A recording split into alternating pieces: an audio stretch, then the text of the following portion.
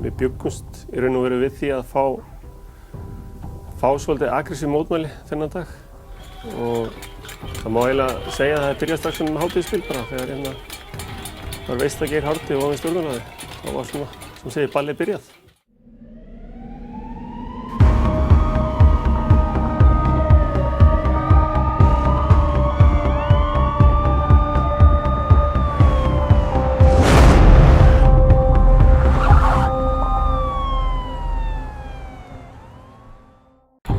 Miðvikudagurinn 21. janúar 2009.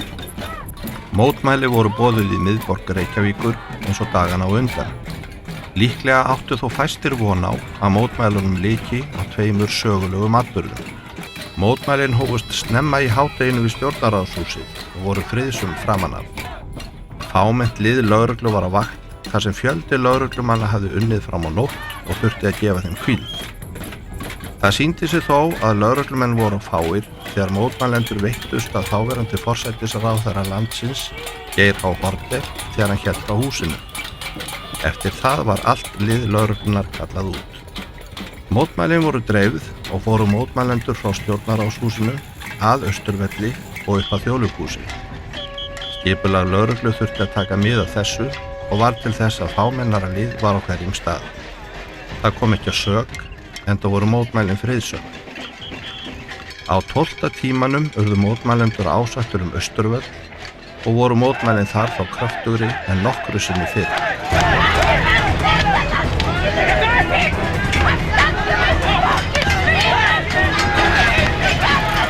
Það er ákveðin hópur manna sem gengur mikið á okkur, bara veitst harkalega að okkur og sparka í okkur og með okkur kylfur og dót og berja skildinni á okkur og á því augnablikki erum við að verða uppiskroppað með piparmessi líka.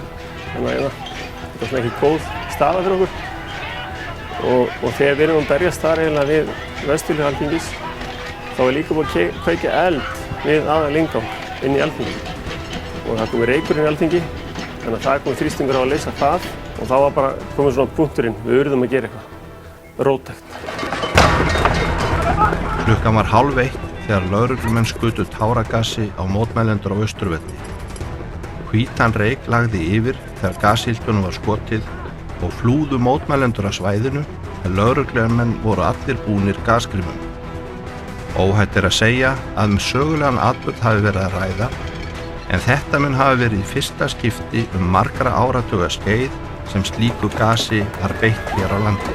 Það má segja að í framhaldi af gösum á Austurvelli þá reynir tóku Austurvelli yfir, við lokuðum honum bara, við blokkuðum hann, þannig að við ætlum ekki að fá fólk inn á hann aftur. Og þá fór hópur manna upp að stjórnarráðinu og fór hann nokkru lögreglumenn líka, þannig að voru svona freka fáliðaðir þar. Og þá gerist þetta sem svona sneri mótmælunum loksins. Að það var ákveðin hópur fólk sem kom með hérna og tók reyninni svona myndaði skjól fyrir lögreglumenn. Gekk fram fyrir lögreglumenn, rétt upp hendur og vörðu lögreglumenn sem voru á staðinu, sem voru náttúrulega fáir en var búið að grýta þá.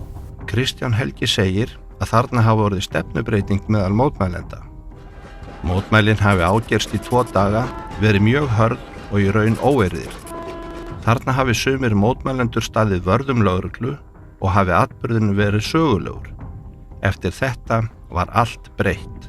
Þarna verið svona einhver vendipunktur. Fólki verið að verja okkur og síðan var náttúrulega mótmæli daginn eftir líka og þá í raun og veru vorum við ekkert grýttir og svona það var svona mildara en það hafði verið. Það var náttúrulega búið að vera brjálæðislegt álag á okkur og búið að veita starkalega að okkur og menn bara reynir að heppnir að vera ekki stórslasaðir eftir.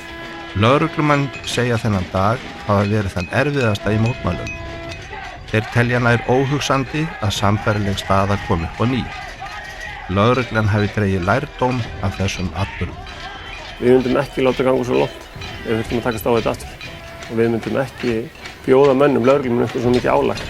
Þetta var gríðarlegt áreiti sem fengu og held ég að í fáum löndum þetta lýst eins og var hérna í Íslandi. Þetta var náttúrulega bara ákvörðun sem var tekin að við ætluðum svona að gefa fólki svolítið slaka og þetta var erfitt ástand í samfélaginu.